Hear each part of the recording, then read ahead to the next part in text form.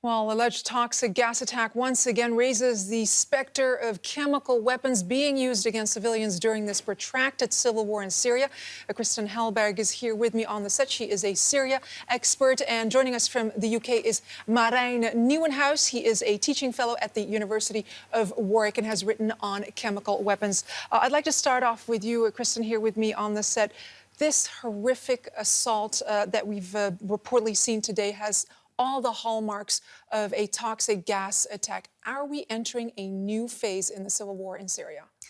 Well, actually, for the people inside Syria, it's not that much new, because we have seen ever since the major attacks from summer 2013, we have seen several attacks with chlorine gas, and we have seen probably few attacks with sarin. For example, in the province of Hama, in last December, we had a medical organization reporting on that. We had, during the last 2 weeks, attacks in Latamne, again in the province of Hama. So it's not that new. What is new about it is the high level of victims. We have a lot of victims, so this is why we are actually looking at it, because everything else, we just got used to it inside Syria. So if this is supposed to turn anything inside Syria, it's about the reaction of the world that could turn anything. You know, it's not what happened that is new.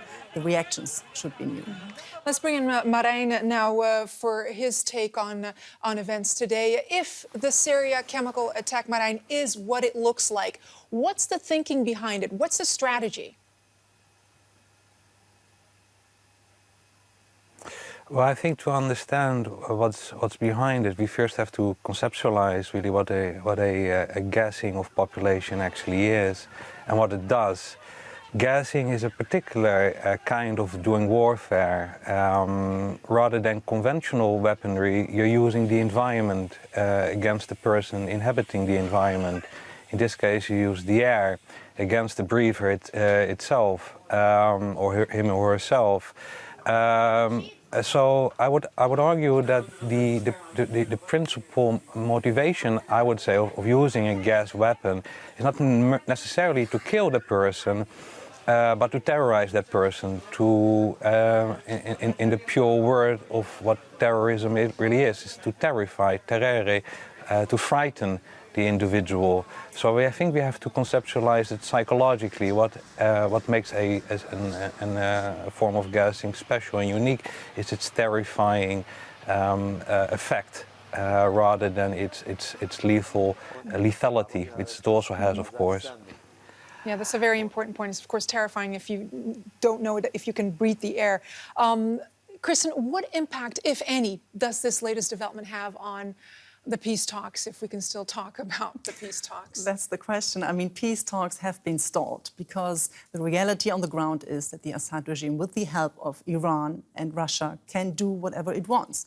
It can bomb people. They got used to barrel bombs, they got used to rocket attacks. They might even get used to these kind of chemical attacks. The question is, and it's very interesting what my colleague just said, that this is about panicking people, horrifying people. And it's interesting, why would Bashar al-Assad do this at this moment, you know? Because he would maybe be able to normalize relationships with the West, and he could kill a lot more people using ordinary weapons. So why is he doing this? The question is, Bashar al-Assad is really sending the strong message of, I don't care and I can do whatever I want in my country. So this means for peace talks, what we understood before, that he has no reason to compromise on anything at this very moment. So to change this, we need some pressure. All right. Well, Marijn, I want to get back to get the technical aspect of it. Why is it so important to know exactly which kind of gas has been used? Why does it matter whether it was chlorine or sarin? Well, first of all, I mean, it's of course important to understand that we don't know yet which gas is being used. It is important to understand that the Organization for the Prohibition of Chemical Weapons, the regulatory body for the enforcement of the Chemical Convention Act of '93, makes a distinction between chlorine and sarin and other forms of chemical weapons, for the simple reason that you can ban sarin, but you can't ban possibly chlorine.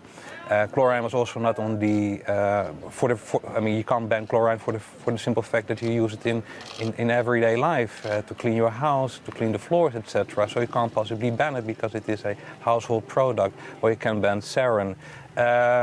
Also, back in 2013, at the time of the Ghouta attacks, of course, the OPCW, the Organization for the Prohibition of Chemical Weapons, forced Syria to sign or accede to the Chemical Weapons Convention Act. And at that time, the Syrian government was forced to surrender and give a list of all its chemical weapons. On that last list was never and could not have been chlorine, for the simple fact that it's a household product. And in 2014-15, we have seen attacks by the Syrian government, allegedly, at least from my perspective, of such attacks, of using chlorine as a weapon of warfare. So it's an important legal classification, as much as it is a chemical distinction between sarin and chloride. So an important distinction there. Kristen, you know, you referenced it in your answer. I mean, every possible red line in this conflict has already been crossed. But for some reason, the international community either seems helpless or unwilling to help. Could this be that red line, one of the many that now will force the international community to do something? Well, they only have to get back to the Security Council. They have UN resolutions. We have a UN resolution dating back to September 2013 saying that it is possible that whoever uses chemical weapons, again, inside Syria can be punished under Chapter 7, which means or economic sanctions or even military action against the Assad regime if it proves that it was him. So the point is, who is leading now the UN Security Council is the US, unfortunately, because they are without any plan and without a lot of knowledge. They don't have a clear line concerning Syria, obviously, right now. So what has to happen is that France and Great Britain, as we just see, they convened a Security Council meeting for tomorrow. We have a fact-finding mission inside Syria. These people have to take care of these attacks. They have to go there, they have to investigate it, and whenever it's sure, and it turns out that the Assad regime is behind it, we have to look for further steps to stop this. I mean, we have, for example, the possibility to open cases against the Assad regime in front of European courts. This has happened already. This raises some kind of pressure. We have Russia that wants to get out of Syria militarily, that can raise the pressure, and maybe Vladimir Putin will not just stand by and watch this happening. All right, Kirsten Hellberg, Syria expert, and Marijn Nieuwenhuis joining us from Warwick. Thank you both for your analysis.